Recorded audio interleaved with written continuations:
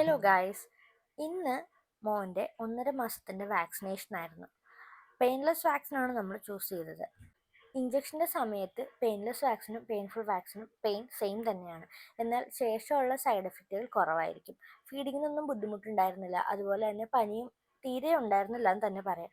കാലനക്കാനും അവന് ബുദ്ധിമുട്ടൊന്നും ഉണ്ടായിരുന്നില്ല. അവൻ്റെ സാധാരണ റുട്ടീൻ തന്നെ കണ്ടിന്യൂ ചെയ്ത് പോകുന്നതുകൊണ്ട് ഞങ്ങൾക്കതൊരു വലിയ ആശ്വാസമായിരുന്നു.